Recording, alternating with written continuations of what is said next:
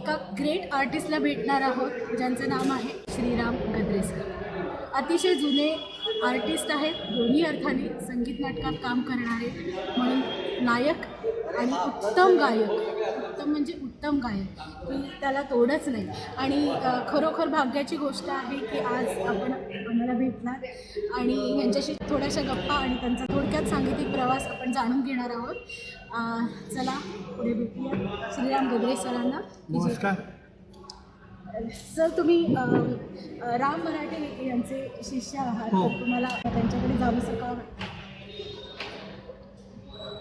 आमच्या घरची जी परंपरा आहे, बडोद्याला आमचं देऊळ आहे मोठं, सिद्धनाथ विठ्ठल मंदिर म्हणून. आणि त्या विठ्ठल मंदिरात संगीताचा प्रवास इतर पुष्कळ गायकांचा झालेला आहे. त्यामध्ये मुख्य म्हणजे भास्करबुवा बखले, त्यांचं शिक्षण, त्यांचं गुरुघर आमचं मंदिर, म्हणजे आध्यात्मिक गुरुघर. आणि ते शिकत असतानासुद्धा मंदिरात येत असत, कारण बडोद्याला फैज मोहम्मद वगैरे वगैरे मोठे मोठे गायक होते, त्यांच्याकडे त्यांचं हे झालं होतं. आणि त्याच्यानंतर काय झालं की कृष्णा मास्टर म्हणजे कृष्णराव फुलंब्रीकर हे त्यांचे शिष्य, त्यांचंही पुष्कळचं शिक्षण आपल्या मंदिरात, मंदिरची माडी ज्याला म्हणतात तिकडे वरती मंदिरात वरती बसून झालेलं आहे. आणि ते काही वर्ष चाललं होतं ते, म्हणजे जे संस्कार म्हणतात ते अगदी अगदी अगदी अगदी अगदी जन्म नव्हता तेव्हा ते संस्कार होत होते असं म्हणा. क्या बात है. तर ते त्यांचं जे शिक्षण चालू होतं त्यावेळेला म्हणजे असं की आमची जी आजी होती ते कृष्ण मास्तरांचं गायन झाल्यावर त्यांना विचारायची की आज मास्तरांनी कुठे मारलं तुला, काय मारलं. कारण असं म्हणतात की भास्करबुवा कृष्ण मास्तरांना शिकवायचे तेव्हा चामड्याची आपली तबल्याची जी वादी असते त्याचा तुकडा घेऊन बसायचे आणि त्यांनी मारायचे त्यांना.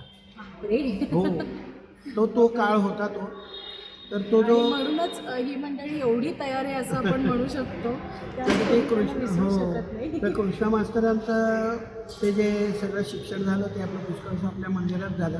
आणि नंतर मग योगायोग असा होता की आमच्या मंदिरात कार्तिकाचा उत्सव व्हायचा, त्यावेळेला कृष्णा मास्तर जेव्हा मुंबईत येऊन राहिले तेव्हा आमचे वडील निमंत्रणाला जायचे त्यांच्याकडे. तेव्हा त्यांनी सांगितलं की माझा मुलगा आता धाकटा मुलगा मोठा झाला आहे, त्याला थोडंसं आता समजायला लागलं, तुमच्याकडे गाणी शिकवायला पाठवायचं. त्यामुळे पाठवा ना, आपण पुढच्या वर्षीपासून बघूया आपण. ते हो म्हणाले. आणि नंतर दुसऱ्या वर्षी जेव्हा ते आमंत्रणाला गेले तेव्हा मास्तरांना पॅरालिसिस झाला होता, त्याच्यामुळे त्यांचं संपूर्ण गाणंच बंद झालेलं होतं. आणि तिथे वडिलांचा विरस झाला ना, तिथे आमचा विरस झाला.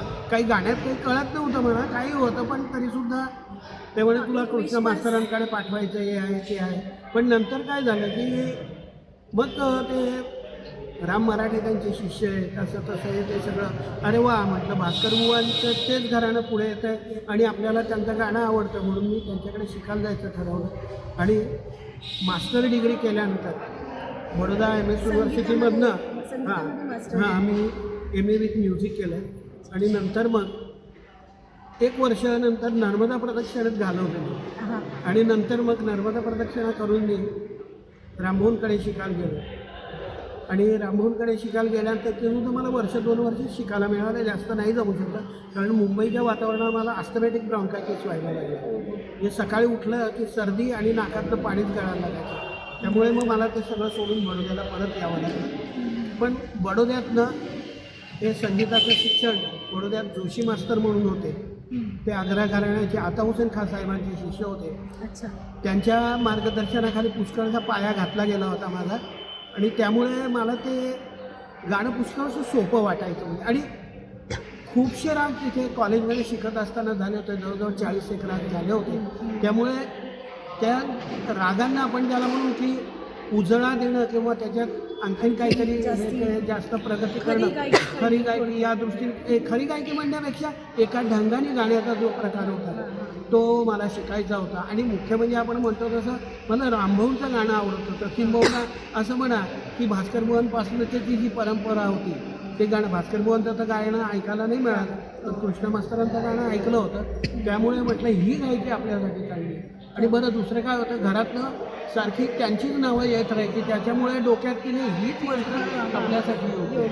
आणि PhD पण केलं. मी PhD आत्ता केलं 2016मध्ये केलं, इन्फ्लुएन्स अँड इफेक्ट ऑफ कीर्तन संगीत ऑन मराठी नाट्यसंगीत क्या असं. बात आणि ते वेगळाच विषय आहे. हो एकदम वेगळा विषय आहे. पण गमतीची गोष्ट अशी आहे की नाटकात कामं करण्याची आवड आणि घराणे जर आमच्या आजोबांपासून आलेलं कीर्तन, त्यामुळे मला दोन्ही विषय इतके सोपे होते की मी दोन्ही विषय एकत्र करून सहजगत्या PhD केलं.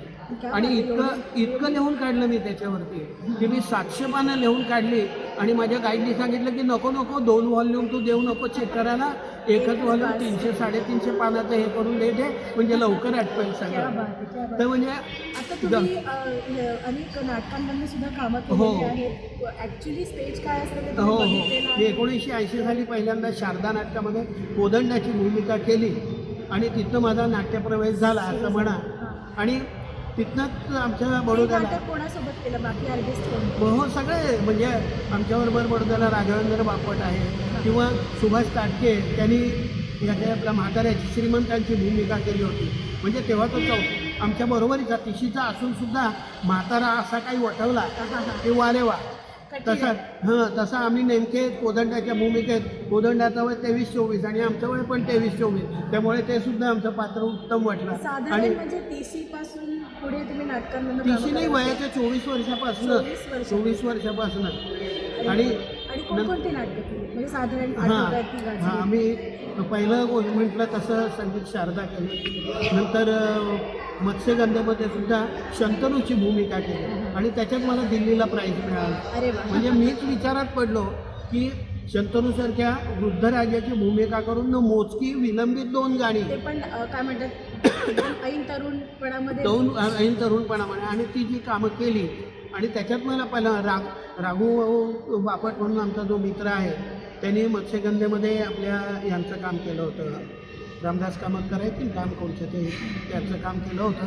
आणि त्याच्यामुळे काय झालं की त्यांनी रामदास कामतच्या कॅसेट टू कॅसेट घोकून टाकल्या होत्या. आणि त्यांनी पेंढारकरांना विचारलं की माझी कंप्लेंट नाही आहे, पण मला असं विचारायचं आहे की मला नंबर का नाही मिळाला श्रीराम गद्रेला त्या 2च गाण्याने. तेव्हा त्यांनी एक फार उत्तर हे दिलं आणि मला खूप समाधान झालं त्याच्यात की तो जो गायला ना तो त्याच्या विचाराने गायला, तो सगळं रामदास कामतांचं पाठ करून गायलाय आणि म्हणून त्याला नंबर दिलेला. म्हणजे गाण्यामध्ये नुसती कॉपी करून चालत नाही, स्वतःची उपज हा प्रकार लागतो त्याला. आणि नाट्याने काही वेळेला ऑन स्टेज सुद्धा मी मध्ये आता पाहिलं एक राम मराठ्यांचा हे आहे मंदारमालामधलं जे आहे ते त्यांनी अभंग पद म्हटलेलं आहे, हरी मेरो जीवन प्राणाचा. आणि ते मी पाहिलं पाऊण तासाचं होतं आणि ते स्टेजवरती उभे होते. मग मी कोणाला तरी विचारलं, म्हटलं यांनी पाऊण तास कसं म्हटलं, तर म्हणे नंतरचा कोणीतरी जो होता ना हे करणारा तो तयार नव्हता आणि त्यामुळे मला ते म्हणावं लागलं. म्हणजे ह्या सगळ्या गमती जमती ज्या असतात की पाऊण तास नाट्यसंगीत कोण म्हणणारे नाही. खरं तर सर मला तुमच्याकडे खूप साऱ्या गोष्टी जाणून घ्यायच्या आहेत. एवढ्या कमी वेळामध्ये निदान आपण झलक बघूया. तुमचं सगळ्यात आवडतं नाट्यगीत की जे तुमचं मला जे माहिती आहे की जोहार मायबाप जोहार नाही असं मी काही म्हणणार नाही, पण जोहार मायबाप मला अत्यंत प्रिय गाणं आहे. आणि त्याच्यामध्ये आज मी पेपर फोडल्यासारखं सांगतो की मला कोमल रेशमचे जेवढे राग आहेत ना ते मला जास्त आवडतात. आणि त्याच्यामुळे ते जे कोमल रेशमवाले राग येतात ना ते मोस्टली मी चांगले वठवू शकतो. आता नाटकामध्ये सगळ्यात जास्त गाजलं आहे की तुम्हाला स्टँडिंग ओवेशन मिळालं असं एखादं गाणं आठवतं? नाही, हे जोहारमुळे मला पुष्कळ म्हणजे बडोद्यात कोणी बाहेरचा कार्यक्रम आला कोणाचा, कोणी जोहार म्हटलं ना तर मी गेलेलो नसलो कार्यक्रम तरी कार्यक्रमात असलो मला फोन करतात, श्रीराम जोहार म्हणतायत. अरे म्हटलं म्हणतायत तर ऐका तुम्ही ना, मला जोहार म्हणतात मला ऐकवण्याची काही गरज नाही आहे. म्हटलं नाही रे असं नाही, तुझं ऐकलंय ना म्हणून तुला कळव, म्हणजे लोकांना ते आवडतं. हा अनुभव मी सुद्धा घेतलेला आहे. हे जेव्हा जोहार मायबाप गातात तेव्हा डोळ्यात पाणी येणं आणि आपण मंत्रमुग्ध होऊन जाणं, इतकं सुंदर सर गातात. आणि असा एखादा अनुभव आला की तुम्हाला खूप वाईट वाटलं की अरे इथे मी हे करायला नको होतं किंवा मी काहीतरी चुकलो आहे किंवा काहीतरी वेळ निभावून नेली आहे, असं नाटकांमध्ये प्रवेशाच्या वेळी हो, होतं? मत्स्यगंधेत एकदा झालं होतं असं. त्या राजाची भूमिका करताना देवव्रताशी माझा संवाद आहे. त्या संवादामध्ये शेवटची 2 वाक्य मी विसरूनच गेलो हो. आणि तेव्हाच मी जो अभिनय रडण्याचा केला ना, त्याच्यामुळे प्रेक्षकांनी टाळ्या दिल्या. म्हणजे हा माझ्या जीवनातला एक अनुभव आहे की क्या बात आहे, असं सुद्धा होऊ शकतं. खरं तर श्रीरामजी गद्रे यांच्यासारख्या अनुभवी नाट्य कलाकाराकडून आपल्याला बरंच काही जाणून घ्यायचं होतं, परंतु वेळेअभावी आपल्याला इथेच थांबावं लागतंय. आम्ही आज आहोत लाड कारंजा या ठिकाणी आणि आता आरतीची वेळ होत आली आहे, त्यामुळे आपण इथेच थांबूयात. प्रवीणासोबत जोडलेले राहा, लाईक करा, शेअर करा आणि सबस्क्राईब करा.